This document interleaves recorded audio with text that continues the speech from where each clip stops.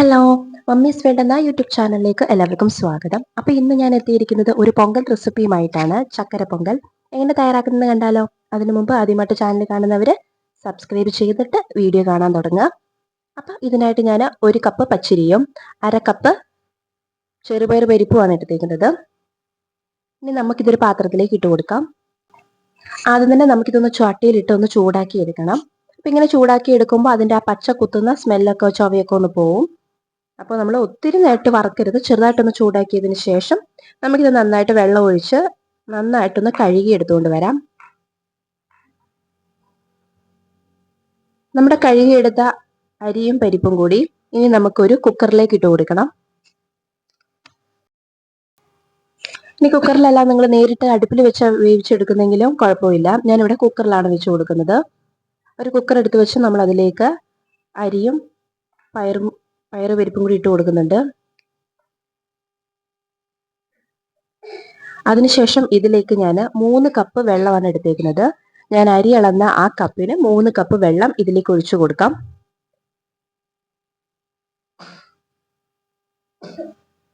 മൂന്ന് കപ്പ് വെള്ളം ഒഴിച്ചു. ഇനി ഇതിലേക്ക് 1 കപ്പ് പാല് ചേർത്ത് കൊടുക്കുന്നുണ്ട്. അപ്പോൾ 1 കപ്പ് അരിക്ക് 3 കപ്പ് വെള്ളവും 1 കപ്പ് പാലുമാണ് എന്ന കണക്കിനാണ് ഞാൻ ഇട്ട് കൊടുക്കുന്നത്. ഇനി ഇത് ഇട്ട് കൊടുത്ത് നമ്മൾ ഇതിലേക്ക് ഒരു സ്പൂൺ ഇട്ട് കൊടുക്കുന്നുണ്ട്, തിളച്ച് വെളി പോകാതിരിക്കാൻ. ഇനി നമുക്കിത് കുക്കർ അടച്ചു വെച്ച് 4 വിസിൽ അടുപ്പിച്ചെടുക്കാം. 4 വിസിൽ അടിച്ച് അതിൻ്റെ എയറെല്ലാം പോയി വന്നതിന് ശേഷം നമുക്കിനി ഇതൊരു തവി വെച്ച് നന്നായിട്ടൊന്ന് ഉടച്ചു കൊടുക്കണം. അപ്പോൾ നമ്മുടെ വെള്ളം എല്ലാം നന്നായിട്ട് വറ്റി വന്നിട്ടുണ്ട്. നന്നായിട്ടൊന്ന് ഉടച്ചു കൊടുക്കാം. 4 വിസിലോടെ തന്നെ നല്ല രീതിയിൽ വെള്ളമെല്ലാം വറ്റി നന്നായിട്ട് വെന്ത് വന്നിട്ടുണ്ട്. നന്നായിട്ടൊന്ന് ഉടച്ചു കൊടുത്തതിന് ശേഷം ഇനി ഇത് മധുരത്തിന് ആവശ്യമുള്ള ശർക്കര പാനി ചേർത്ത് കൊടുക്കണം. അപ്പോൾ ഇതിനായിട്ട് ഞാൻ ഒരു 5-6 കട്ട ശർക്കര 1/4 കപ്പ് വെള്ളം ഒഴിച്ച് നന്നായിട്ടൊന്ന് മെൽറ്റാക്കി എടുക്കുന്നുണ്ട്. അപ്പോൾ ശർക്കരയൊക്കെ ഒന്ന് മെൽറ്റായി വന്നാൽ മതി. അപ്പോൾ നമ്മൾ എടുക്കുന്ന ഇതിന് മധുരത്തിനനുസരിച്ച് ശർക്കരേൻ്റെ അളവ് കൂട്ടാം. ഈ ഒരു പരുവത്തിൽ പാനി തയ്യാറാക്കിയതിന് ശേഷം നമ്മൾ ഒരു അരിപ്പ വെച്ച് അരിച്ച് നമ്മുടെ പൊങ്കലിലേക്ക് ഒഴിച്ചു കൊടുക്കാം.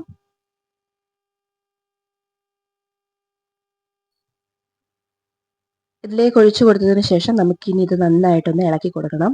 അപ്പോൾ ഇത് വെള്ളമൊക്കെ വറ്റിച്ചു കൊടുക്കേണ്ട കാര്യമൊന്നുമില്ല. ഇത് ചൂടാറുമ്പോൾ വീണ്ടും കുറച്ചും കൂടി കട്ടിയാവും. നന്നായിട്ടൊന്ന് മിക്സാക്കി കൊടുക്കാം.